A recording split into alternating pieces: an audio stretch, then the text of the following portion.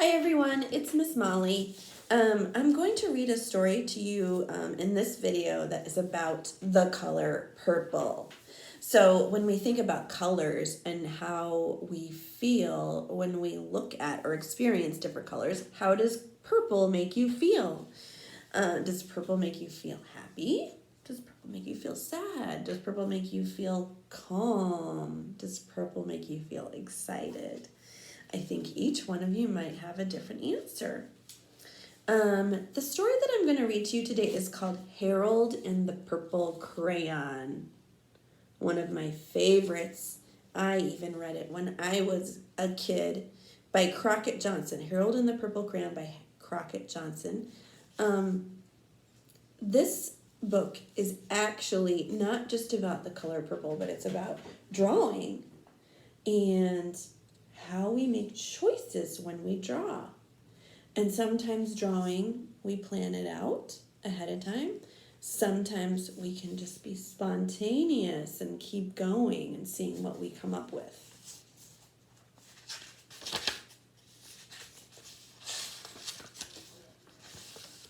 One evening, after thinking it over for some time, Harold decided to go for a walk in the moonlight. And there's Harold. Do you see him? What's he holding? He's holding a purple crayon. There wasn't any moon, and Harold needed a moon for a walk in the moonlight. And he needed something to walk on. So what did he do? He drew it. He made a long, straight path so he wouldn't get lost. And he set off on his walk, taking his big purple crayon with him.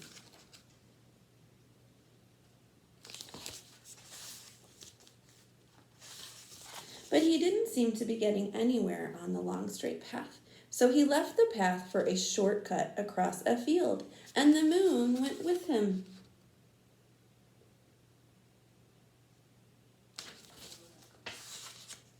The shortcut led right to where Harold thought a forest ought to be. He didn't want to get lost in the woods, so he made a very small forest with just one tree in it. That's silly. Does a forest have one tree?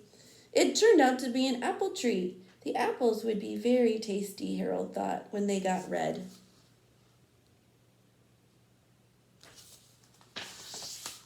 So he put a frightening dragon under the tree to guard the apples. It was a terribly frightening dragon.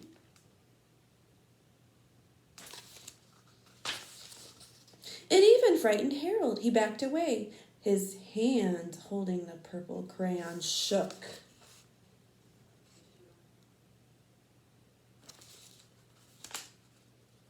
So what did he make next? Suddenly he realized what was happening, but by then Harold was over his head in an ocean.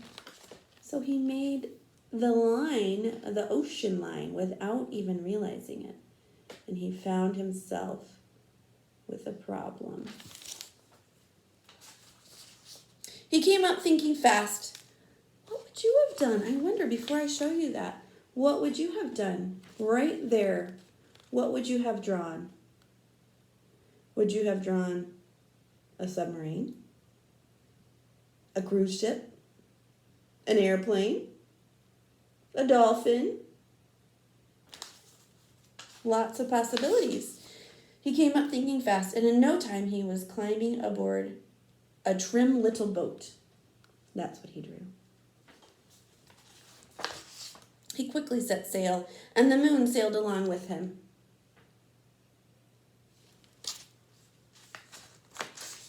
After he had sailed long enough, Harold made land without much trouble. He stepped ashore on the beach, wondering where he was.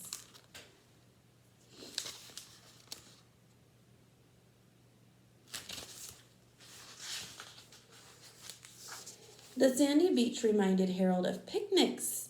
And the thought of picnics made him hungry, so he laid out a nice, simple picnic lunch. Picnic, eating outside. I wonder what I would draw on the picnic blanket. What would I want to eat at my picnic? Some fried chicken, potato salad. What about you? There was nothing but pie. That's what he wanted. But there were all 9 kinds of pie that Harold liked best. I wonder what kinds of pie he had. What kinds of pie do you like? When Harold finished his picnic, there was quite a lot left. He hated to see so much delicious pie go to waste. What's he gonna do next? So Harold left a hungry moose and a deserving porcupine to finish it up, and off he went looking for a hill to climb to see where it was.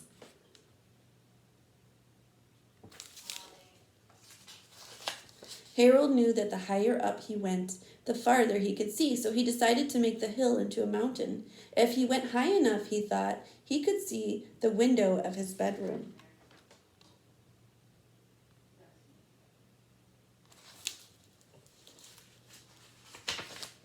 He was tired and he felt he ought to be getting to bed. He hoped he could see his bedroom window from the top of the mountain. Uh-oh. Oh no, but as he looked down over the other side, he slipped. And there wasn't any other side of the mountain. He was falling in thin air. Looks like it's time to think about what to draw next. What would you draw?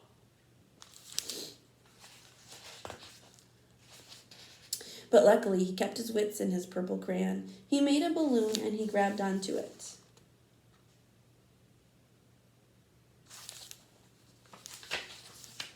And he made a basket under the balloon big enough to stand in.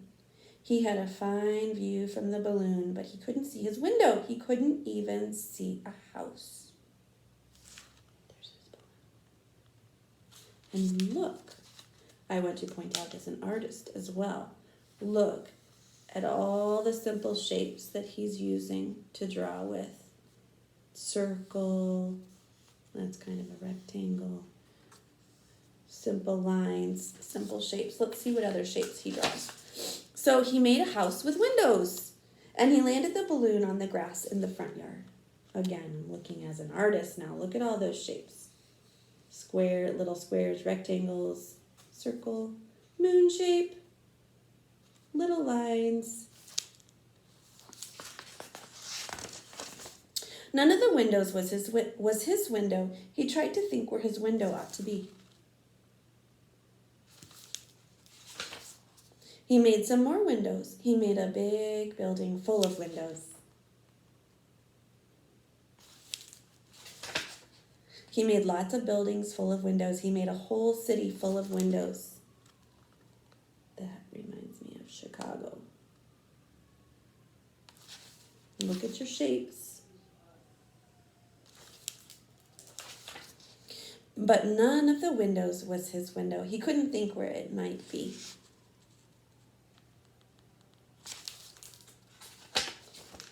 So he decided to ask a policeman. The policeman pointed the way Harold was going anyway, but Harold thanked him. Kind of a funny policeman. And he walked along with the moon, wishing he was in his room and in bed. Then suddenly Harold remembered.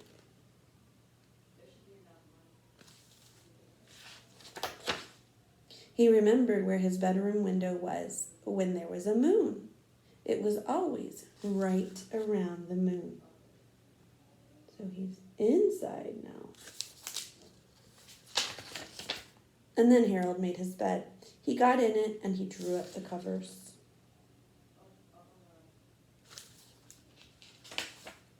The purple crayon dropped on the floor and Harold dropped off to sleep.